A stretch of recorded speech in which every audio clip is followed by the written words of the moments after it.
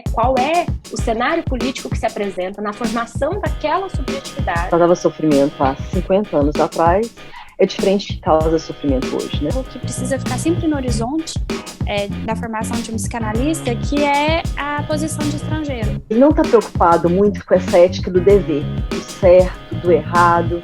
Isso não importa muito para ele.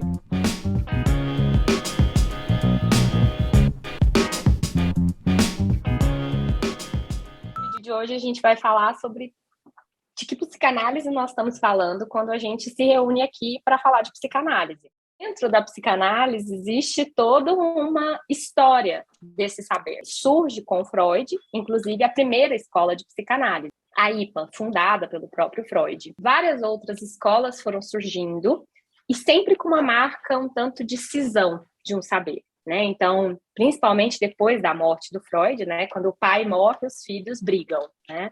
Pela hereditariedade desse saber.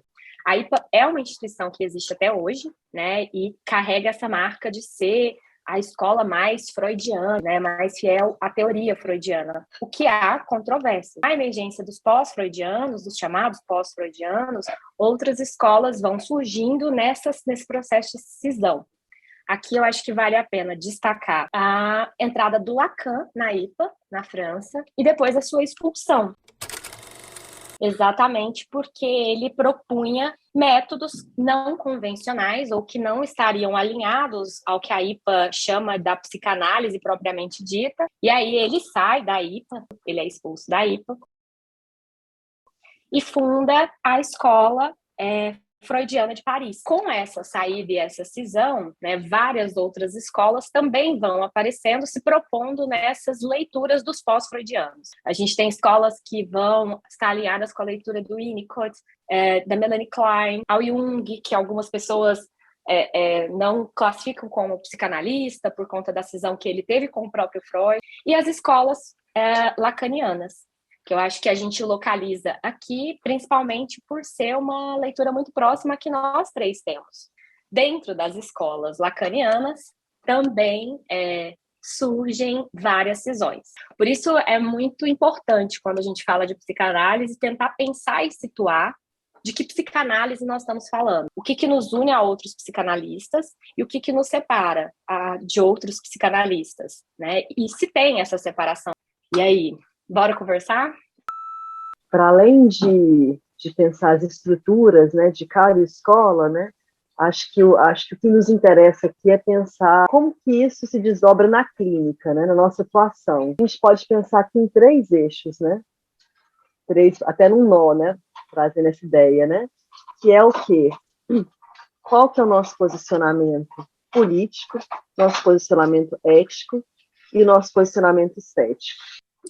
O formato, né, a imagem do nó, desse nó de 3, né, onde, inclusive, foi uma figura, né, topológica usada por Lacan durante o seu ensino, não precisamos entrar em detalhes no momento, mas que diz justamente da interdependência, né, dos 3 nós, para que eles possam existir, né, para que eles possam exercer suas funções. Essa ideia, né, de que se você cortar um dos nós, os 3 se desatam, né, eu acho que diz muito desse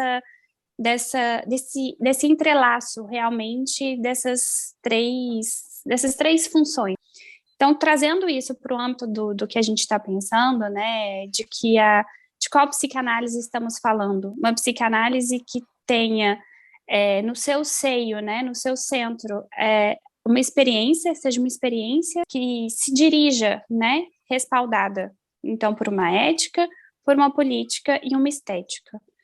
Então, acho que a gente pode tentar abrir um pouco, né, esses 3 nós aí, esses 3 anéis, para a gente tentar pensar, então, o que é essa psicanálise que a gente tá tentando pensar e construir ao mesmo tempo, né, e praticar. Então, saber psicanalítico, por isso, quando a Jaqueline traz, né, desde a criação, vamos localizar aí com Freud, 1890, 1895, aí, já tem mais de 100 anos de um saber vivo, né, vivo porque o objeto é vivo, o objeto sendo esses sujeitos que o analista, né, e os analistas se propõem a escutar em análise. Então, bom, eu proponho a gente tentar a trazer esses anéis, abrir esses anéis. Então, que posicionamento é esse, né? Estético, ético e político. Por onde começamos? Para pensar essa questão política, eu gostaria de citar um trechinho do Lacan, que eu acho que tem muito a ver com o nosso posicionamento aqui, enquanto grupo, né? Do texto Função e Campo da Fala. Na página 322, o Lacan diz que antes renuncia a isso aqui ele está se referindo ao trabalho do analista. Portanto, quem não conseguir alcançar em seu horizonte a subjetividade de sua época, pois como poderia fazer de seu ser o eixo de tantas vidas quem nada soubesse da dialética que o compromete com essas vidas num movimento simbólico? Que ele conheça bem a espiral a que o arrasta sua época na obra contínua de Babel, e que conheça sua função de intérprete na discórdia das línguas. Esse trecho estar exposto aqui exacerba, coloca para a cena realmente a posição do Lacan de que um psicanalista precisa estar atento ao seu tempo. Ele precisa saber qual é a questão política, e aí isso é uma leitura política do cenário, né? Qual é o cenário político que se apresenta na formação daquela subjetividade. Ou seja, ele dá um caráter para a subjetividade como também produto de uma época. E como que um psicanalista vai conseguir se ater a ler aquela subjetividade, a interpretar aquilo que o analisante está trazendo, se ele não conhece a realidade de produção? Num termo mais marxista, né, a gente poderia pensar como a realidade objetiva forma aquele sujeito, na realidade a qual ele está imersa. Eu acho que essa é uma proposta que a gente tem se feito aqui nessa produção, de trazer autores para além do Freud, para além do Lacan, para além de autores psicanalíticos, mas autores de outros saberes que contemplam essa indicação dele. Então, autores da área da história, autores das ciências sociais, autores da filosofia, autores que se propõem a pensar claramente o mundo como ele é hoje. Né? O mundo como ele é hoje não é o mesmo mundo do Freud, não é o mesmo mundo que o Lacan escreveu esses textos. Então, um psicanalista, para mim, a questão política principal desse laço é conseguir nos atentar, ou conseguirmos, nesse trabalho, seguir essa indicação do conhecimento do seu tempo. E isso não é feito lendo só psicanálise. Isso não é feito lendo só Freud ou só Lacan. Não que seja pouca coisa ler Freud ou Lacan. Eu acho um trabalho fundamental dentro do fazer analítico, mas não dá para ser só isso. Eu gosto de pensar, né, assim, que o sofrimento, ele muda, vamos dizer assim, com o decorrer da história, né? O que causa sofrimento, que causava sofrimento há 50 anos atrás, é diferente do que causa sofrimento hoje, né? Nós produzimos doenças diferentes, nós reconhecemos formas de sofrimento diferentes, né? Há 100 anos atrás a gente falava em depressão, né? Vamos falar assim, existia burnout, né? Então, não há como a gente trabalha enquanto psicanalistas com o sofrimento, né? Com o sofrimento psíquico. E o sofrimento, ele é uma categoria política. O sofrimento, ele sempre diz da minha relação com o outro, né? E não há outro fora das relações de poder. Quando ele fala assim, quando a gente não faz esse esforço, né? Porque é um esforço muito grande, né? De tentar entender o que está se passando, né? Tentar entender como é que esses sujeitos, o que eles estão sofrendo, né? De onde que vem esse sofrimento? Bom, se a gente se abdica disso, não tem como fazer análise. Quando nós vamos escutar um sujeito, um analisante que está ali se abrindo para nós, né, trazendo a história deles para nós, nós também estamos pertencentes a esse laço social. Então, é preciso, acho que aí entrar, né, algo que acho que me parece que é um alerta, né, não um alerta, mas algo que precisa ficar sempre no horizonte da formação de um psicanalista, que é a posição de estrangeiro, ao discurso que o sujeito traz e também ao discurso do tempo em que ele pertence. Você acha que seria esse o ponto, talvez, de intersecção entre a política e a ética? Sim, sim, sim. Acho que é uma boa forma da gente pensar e já, porque é isso, né? Eles estão enodados, né? Os anéis, eles estão enodados. Se colocar estranhando a fala do sujeito, inclusive as ideias em que o discurso do sujeito se ampara, é uma forma de ali o analista tentar de alguma forma encontrar o que guarda, tirar as escamas de justificativas, de muitas vezes ideias que a gente se usa para se defender de algum conteúdo que nós não queremos acessar. Então, acho que o analista estando estranhando esse arranjo discursivo, ele pode, então, seguir nisso aqui para a gente, acho que a gente pode desdobrar aí para a ética, que é uma ética que se orienta para o desejo singular de cada um, né? Então, tentar encontrar ali, pontuar para o sujeito e remarcar na fala do sujeito aquilo que há de mais singular e que diz e que mantém sempre, né, esse laço com a cultura, mantém sempre essa ligação com os discursos, né, e com as relações com os outros, mas o que ali naquela relação com o outro ele construiu como algo muito, muito íntimo e singular, né? Então, acho que fazendo uso desse estranhamento, o analista pode acessar isso que é de uma ética do desejo, e essa ética do desejo mirando sempre para isso que há de mais singular, né, na fala de cada um. Enquanto a gente tem uma ética jurídica, uma ética da filosofia, né, que são importantes, inclusive, no funcionamento do mundo, né, o analista está preocupado com uma outra ética, vamos dizer assim, que direciona o trabalho dele, uma outra forma até de ver o mundo, a gente pode pensar, né? Ele não está preocupado muito com essa ética do dever, do certo, do errado, isso não importa muito para ele.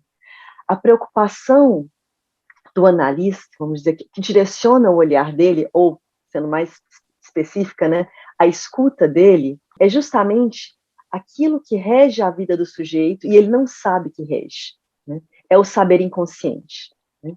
Então, assim, o objetivo é escutar o que é isso que o sujeito está fazendo sem saber que está fazendo. O que eu estou querendo dizer com isso, né? E escutar qual que é a parte do sujeito na história que ele vive, né? Como que ele ajuda, como que ele engendra de alguma forma, qual que é a participação dele. E aí é muito complicado falar isso fora da clínica, só cabe dentro da clínica, né? Qual que é o lugar dele, vamos dizer assim, como que ele engendra a posição, inclusive, de vítima dele. Como assim, né?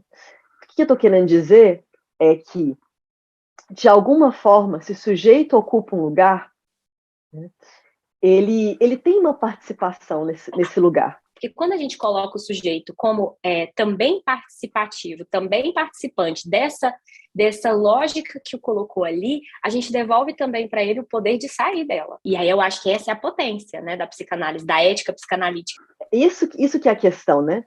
Nós, psicanalistas, a gente escuta, né, que, de alguma forma, todo sofrimento ele está numa repetição. Se o sujeito, ele, vamos dizer assim, ele tem uma participação no sofrimento dele, por mais que ele não tenha consciência nenhuma de como que ele faz isso, né?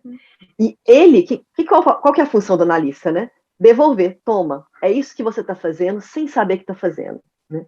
A partir disso, ele vai poder fazer alguma coisa com isso. Inclusive, né, o objetivo é sair desse sofrimento. Que a pessoa também que possa se responsabilizar pela escolha que ela está fazendo ali, né? Não ser mais um fruto, esse discurso que muitas vezes chega no consultório do destino, né? Assim, como se fosse um acaso do destino, mais uma escolha da pessoa, né? Eu acho que aí, talvez, nesse ponto, a gente comece esteja mais falando também da ética, mas também da questão estética, né? Da psicanálise. Já chegamos no terceiro, né? Nó. No terceiro anel do nó, exatamente.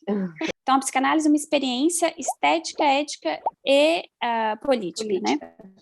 Então, o que é o primeiro? Acho que vamos voltar para esse caráter de uma experiência, né? Uma experiência estética. A gente vai colocar também aqui, né, como uma citação, tem um livro de de um filósofo que ele apresenta isso de uma forma bem, bem clara e didática, assim. Ele faz uma diferenciação, a grosso modo, assim, né? Ele faz uma diferenciação de 3 tipos de experiência. Temos a experiência comum, a experiência científica e a experiência estética. A experiência comum é isso que nós vivemos cotidianamente, que se torna hábito. É isso que é do já conhecido. Então, não há novidade. Mas, na vida, há momentos, há acontecimentos que vêm e nos trazem algo do novo, algo que inesperado, um imprevisto. E, diante deste imprevisto, é como se nós temos duas vias, assim, ele localiza, né, de nós o que fazer com essa novidade. Vem a uma delas, que é a experiência científica, analisar, racionalizar e tentar trazer isso de novo para algo já conhecido. Então, amortecer esse novo acontecimento. Então, é a experiência científica. E a experiência estética, ela ao invés de racionalizar isso que se deu como novo, ela abraça essa novidade e ela se transforma com ela. Então, não há uma tentativa de retornar ao estado anterior, então, de colocar esse acontecimento em uma caixinha do já sabido, já vivido. Porque na experiência estética, o tempo ele não é cronológico. Na experiência estética, não importa trazer os fatos em uma sequência linear. É o que a gente vive na experiência de análise. O sujeito começa falando de algo que aconteceu ontem e termina dali a alguns minutos, ele já está trazendo está num fio temporal, né, seguindo um fio onde ele se lança para anos atrás. Isso já causa o efeito de surpreender o sujeito e o analista, né? Já, assim, sessões que analisante, acho que ele pode se habituar ali com sessões mais ou menos nos 40 minutos, e uma sessão que extrapola 1 hora, o sujeito estranha esse acontecimento, tem um ato de se surpreender. Ou sessão que, por alguma intervenção do analista, se encerra ali nos 20 minutos, tem também um estranhamento, né? Tem algo desse fazer estético que só faz sentido naquele encontro e naquele contexto. Não é possível falar disso de fora, né? Então, acho que esse é o lado, acho que essa é a face estética da análise, né? Então, isso que guarda essa novidade, que guarda essa ritmicidade, esse contexto, e dentro desse contexto, isso que a gente acho que isso interliga os 3 também, né?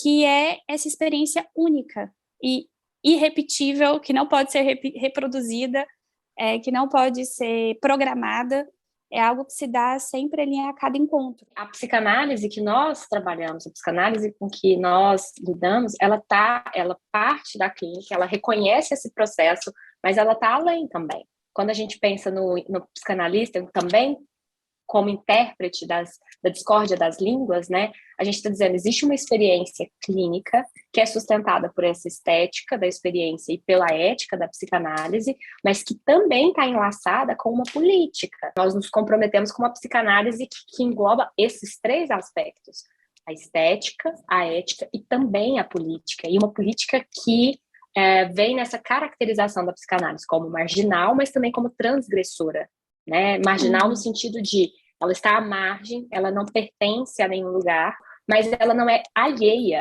ao meio social, ela não é alheia àquilo que está sendo produzido. E ela, mais que isso, ela tem um caráter transgressor, ou seja, ela também tem um caráter de causar desconforto, de causar estranhamento ao discurso, muitas vezes, que está colocado. Quando você traz essa potência transgressora, né, eu acho que a experiência de uma análise, ela guarda consigo essa potência de movimento, que o sujeito acaba estranhando o discurso também aonde ele foi constituído, e vice-versa, ele começa a se escutar. Isso, o que eu quero dizer, na verdade, é como essa experiência estética, ela tem algo de emocionar, deixar-se emocionar. A gente poderia perguntar o que faz da experiência de análise, então, uma experiência estética e não científica, por exemplo. E aí eu acho que entra algo que coloca a psicanálise muito nessa fronteira e nesse flerte com o campo da arte, que é isso do se entregar algo tem um encontro, tem um se deixar ser, se deixar comover pelo que está acontecendo ali, né, pela própria fala.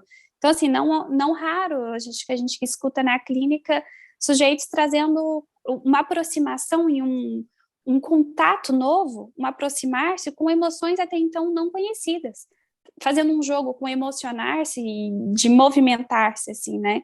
Então, sujeitos que vêm a chorar quando já não sabiam mais o que era chorar, que era permitido chorar, risos, prazeres corporais, sensoriais. Então, toda essa estética que também permeia, que atravessa e faz essa escuta, né? Que não resta só no mental, que não resta só nesse racionalizar. Inclusive, tem um tanto que é se deixar entregar, né? Para além do que está sendo racionalizado, né? Acho que a psicanálise ela vai muito na contramão assim, do nosso modo de vida, assim, capitalista, enfim, porque ela convoca o sujeito a experienciar a vida dele. Quando a gente pensa essa face estética que vai para além da científica, traz isso daí. Não importa o que você for fazer, não tem como terceirizar, não. Assim que a gente aprende a viver, vivendo. Né? Então, a experiência de análise, ela convoca o sujeito, toma as rédeas da sua vida. E como é que se faz isso? E o sujeito ele vai perguntar para o analista, mas como é que eu faço isso? A gente vai falar o quê? Faz. Por que é importante essa nossa conversa de hoje, né? Acho que talvez a partir daqui a gente possa vir em vídeos futuros localizar alguns posicionamentos nossos, né? Que a gente pode vir a trazer. Por exemplo, o valor de uma análise. Como que a gente localiza isso a partir desse nó, né? Entre pensar a partir de uma ética, de uma estética, de uma política que a gente está localizando. De dizer de onde falamos, né? De conseguir responder essa pergunta e isso acho que nos vídeos que já existem, nos próximos vídeos aparece, né? Mas houve um interesse nosso em deixar isso claro, né? De trazer essa questão de forma aberta, assim. Existem diferentes formas de se fazer psicanálise, de ocupar esse lugar, e a nossa não é... Nós não somos alienadas à nossa formação, né? Tem um processo que nos trouxe até aqui, a gente reconhece ele, como essas marcas que a gente lê Freud, a gente lê Lacan, nós somos pessoas da academia, e eu acho que não por acaso existe uma marca aí, né, atualmente, que nenhuma das três está em nenhuma instituição, né? Não é membro nesse momento, apesar de nós termos feito parte de uma instituição durante muitos anos, a mesma, inclusive. Nesse momento atual, não fazemos parte, nenhuma das três, de uma escola de psicanálise. Mas aí fica para uma questão aí para o universo resolver. É isso, gente. Conversamos muito. Acho que por hora é isso.